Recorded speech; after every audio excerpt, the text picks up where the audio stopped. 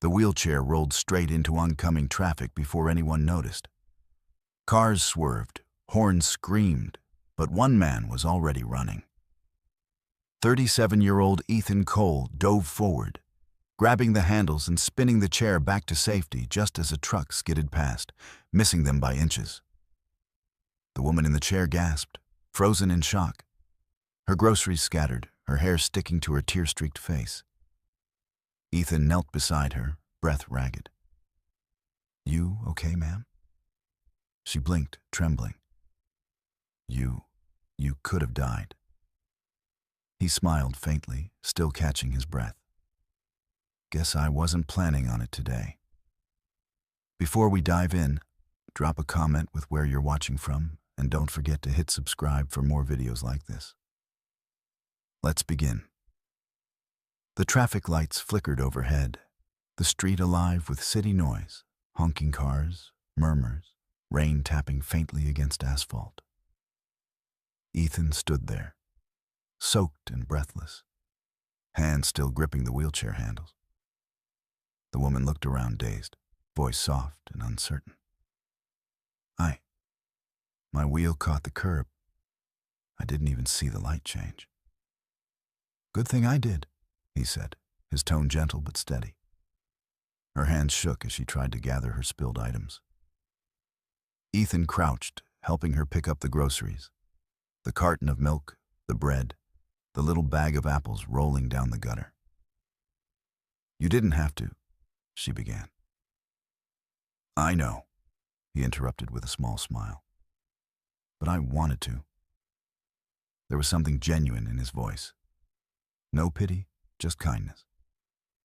He set the bag in her lap and straightened, his worn flannel sticking to his arms, the rain tracing lines down his jaw. "Are you hurt anywhere?" She shook her head. "No, I think I'm fine. Just shaken." He nodded, relieved. "Then that's what matters."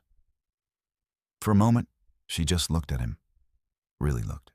His clothes were clearly worn, his boots scuffed, the kind of man who worked with his hands for a living. But his eyes carried warmth, a quiet steadiness that made her feel safe in a way she hadn't in years. "Can I ask your name?" she said softly. Ethan Cole." She smiled faintly. "Madeline." "Nice to meet you, Madeline. Though, maybe next time not in traffic." That earned a small laugh, the kind that sounded like it had been waiting a long time to escape. He checked the crosswalk again. "Where were you headed? I'll make sure you get there safe this time." "Just across the block," she said, embarrassed. "My driver usually drops me closer, but he's off today." "Then let me be your driver for the next 5 minutes." He grinned. No salary required. Madeline tried to protest, but stopped herself. There was something about this man, unshaken, selfless, that made arguing feel wrong. So she let him push the chair, their pace slow through the steady drizzle. When they reached the corner, she turned slightly. "Do you always help strangers like this?" Ethan shrugged. "My daughter says kindness doesn't cost much. She's 8, so I try to listen." Madeline smiled, that faint ache in her chest softening. "Your daughter's lucky." "Nah," he said gently. "I'm the lucky one." A silence hung between them, comfortable, calm. She studied him again, noticing the tired lines around his eyes, the faint grease on his hands. A man working hard, carrying quiet struggles no one sees. When they reached her building, she opened her purse, pulling out a small notepad. "Please, let me thank you somehow." "There's no need," he said. "Then let me have peace of mind." She tore a slip, scribbling something. "Come by tomorrow, 10 a.m. He glanced down at the paper, an address, downtown. "Miss Pierce, I really don't—" "Madeline," she corrected softly. "And it's not charity, Ethan. It's gratitude." He pocketed the note reluctantly, nodding. "All right, just for your peace of mind." As he turned to leave, she called out, her voice warm and certain. "You said kindness always circles back. Maybe this time it's circling to you." Ethan smiled faintly, stepping into the rain. He had no idea how right she was.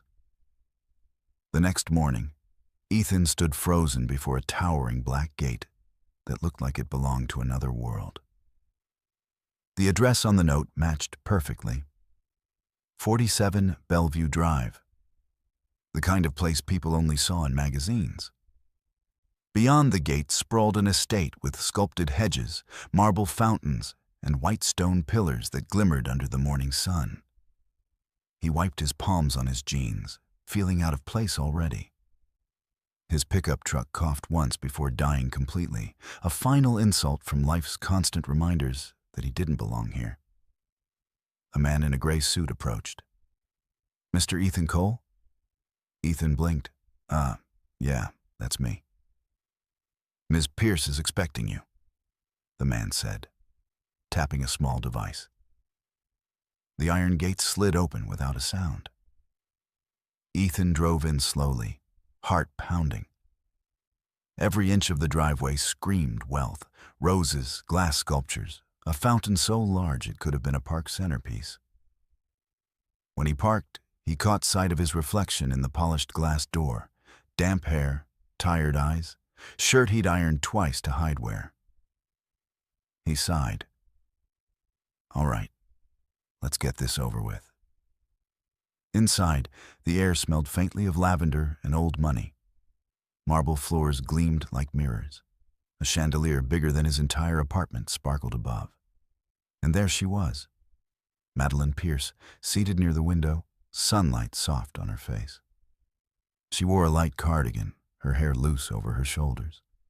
She looked nothing like the fragile woman he'd saved yesterday. There was confidence in her now, quiet but unmistakable. "You came," she said, smiling warmly. "I said I would," Ethan replied. "But I still don't understand why." "Sit," she said softly. "You'll see." He hesitated, then sat across from her. "You remember what I said yesterday?" she began. "About how people don't usually stop?" "Yeah. I meant it. You didn't know who I was, but you ran into traffic anyway. People like that are rare, Ethan. Most see the chair before they see the person." He looked down, embarrassed. "I didn't do it for credit, I know," she interrupted gently. "That's why I wanted to see you again." From the side table, she lifted a small wooden box and set it before him. "Please, open it." Ethan frowned. "Madeline, I told you I can't take anything. Just open it," she insisted. He sighed, unlatching the box. Inside lay a single gold key, gleaming against black velvet. He looked up, confused. "What's this?" Madeline's eyes softened. "It's for the guest house, out back." "Guest house?" "I want you and your daughter to move in, rent-free, at least until you're back on your feet." He froze. "What? No, I can't. Madeline, I barely know you." "You know enough," she said simply. "You risked your life for a stranger. You didn't ask for anything in return. That tells me more about who you are than most people I've known for years." Ethan swallowed hard. "This is too much. You don't even know what I've done or where I've been." Madeline wheeled closer. "Then tell me." He exhaled, rubbing his neck. "I'm just a guy who got laid off. Construction company shut down. Been picking up odd jobs to feed my kid. Rent's behind, trucks dying, and yeah. I guess I was in the right place at the right time." Her expression softened even further. "You weren't in the right place, Ethan. You were the right person." He fell silent. The kindness in her tone hit deeper than he expected.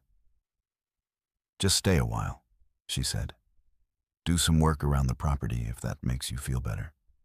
Help the gardener fix what needs fixing. But let me do this, please. Ethan looked at the key again, the metal warm against his palm. You're serious? Madeline smiled. Completely. He exhaled slowly. All right, just until I can stand on my own again. Good, she said softly, because I believe you will. A few hours later, Ethan parked behind the mansion where the guest house stood. It wasn't a house, it was a dream. White-paneled walls, a wraparound porch, and a lake view so peaceful it almost felt unreal. He unlocked the door, stepping into the warm scent of cedar and sunlight. The place was spotless. Fresh sheets, stocked pantry, even a small drawing set placed on the table for his daughter. He sank into a chair, staring at the view through the glass doors. What did I just walk into? He whispered to himself. That night, when his daughter Lily came over, her eyes widened. Dad, is this where we're staying? Is this where? Just for a while, he said quietly, brushing her hair back. She smiled. It's beautiful. The lady who owns it must be really nice. Ethan glanced toward the mansion's glowing windows. Yeah, he murmured. She really is. As night settled, he watched Lily sleep peacefully for the first time in weeks. The storm in his life seemed to quiet just a little. But deep inside, something stirred, a strange mix of gratitude and guilt. He didn't know it yet, but this act of kindness would change both their lives forever. The next few weeks passed like a slow sunrise, quiet, steady, and healing.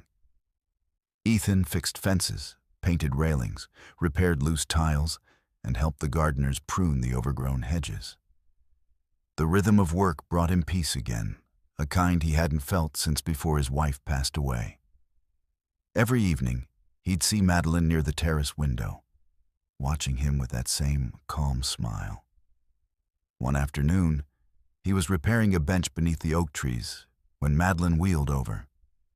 She wore a soft cream sweater, hair tied loosely, the golden light falling on her face. I told you to rest today, he said, wiping sweat from his forehead. I am resting, she replied lightly. Watching you do all the work is relaxing. Ethan chuckled. You say that like you're paying me. I might, she teased, her tone gentle. You've done more for this place in 2 weeks than the staff has in months. He shrugged. Idle hands make restless thoughts. Madeline tilted her head. Your daughter told me you used to build playgrounds. She said you designed her treehouse. Ethan's expression softened. Yeah, she used to call it her castle. Said one day she'd invite a princess to visit. Madeline smiled faintly. Looks like she did. He froze for a second, caught off guard by the warmth in her voice. Silence hung between them, comfortable, unspoken. The kind of silence where two souls begin to understand each other without needing to fill the air with words. Finally, Madeline spoke again, her voice quieter. You know, my father used to sit on this bench. After my accident, I couldn't come out here for almost a year. Every time I tried, I'd remember the sound of the crash, the screeching tires. She stopped, swallowing hard. You brought this place back to life, Ethan? You didn't just fix the wood, you fixed the memories. He set his tools down, turning toward her. You don't owe me thanks for that. You've done more for me and Lily than anyone ever has. Her gaze softened. You don't understand. What you did that day, it wasn't just saving me from traffic. It was the first time in years someone looked at me and didn't see pity. You saw a person, not a chair. Ethan's chest tightened. Because that's what you are. A person. A damn strong one. Her lips trembled slightly, and for a moment, she looked away. You have no idea how, Much I needed to hear that. He hesitated before saying quietly, "Maybe we both needed saving that day." A breeze swept through the garden, scattering a few leaves at their feet. For a while, neither spoke. The world around them seemed softer, less heavy, more alive. That evening, Ethan was called to Madeline's study. She was sitting at her desk with two envelopes in front of her, one thick, one thin. "Ethan," she said gently, "I have something for you." He frowned. "Madeline, if this is money, I can't take." She smiled faintly. "Would you stop assuming everything I give you has a price tag? Just listen." She handed him the thicker envelope. "Open it." Inside was a contract, official, stamped, and bearing the logo of Pierce Holdings, the company that owned several construction and real estate firms across the state. "What is this?" he asked, confused. "It's a management position," she said. "My father's company. We're rebuilding a community center on the north side, the same one where you used to work. I need someone trustworthy to oversee it." Ethan blinked. "You're offering me a job? A manager position?" Madeline smiled. "You've got leadership, experience, and heart. You think I didn't notice the way your daughter runs out every morning to help you build things? That's not something you teach. It's something she learned by watching her father." He stared at her, disbelief flooding his voice. "Madeline, this is too much. I don't deserve this." Her tone softened, steady as truth. "Ethan, you deserve so much more than what life gave you. You've been surviving alone, giving everything to your daughter and asking for nothing. Sometimes, kindness comes back louder than it left." His throat tightened as he looked down at the contract, hands trembling slightly. "I don't know what to say." "Say yes," she whispered. For a moment, Ethan couldn't move. The world seemed to narrow down to the sound of her voice and the warmth in her eyes. I'll think about it," he managed, though his voice cracked halfway. Madeline smiled knowingly. "You'll say yes, because men like you don't run from good things, they build them." He laughed softly, shaking his head. "You really believe that?" "I don't believe," she said quietly. "I know." Later that night, Ethan stood on the porch of the guest house, staring out over the lake. Lily was asleep inside, her favorite stuffed bear tucked beneath her chin. The mansion lights glowed across the water, their reflection shimmering like gold. He thought about that first moment at the crosswalk, the screeching tires, the trembling hands, the way he hadn't thought twice. He'd lost everything once, his wife, his job, his purpose. But somehow, in saving one life, he'd been given another chance at his own. Behind him, a faint voice spoke. "You okay?" He turned. Madeline sat near the doorway, blanket around her shoulders, eyes gentle. "Yeah," he said softly. "For the first time in a long while, I think I am." She smiled, looking up at the stars. "You know, Ethan, my father used to say something. Life doesn't reward wealth or fame. It rewards kindness. But you only see it when you stop expecting it." Ethan looked back at her, heart full. "Guess I finally see it." Madeline's eyes glistened under the starlight. "Then keep it, Ethan. Don't ever lose it." And as he stood there under the quiet night, the sound of the lake whispering beneath the moonlight, he realized that maybe, just maybe, kindness had come full circle.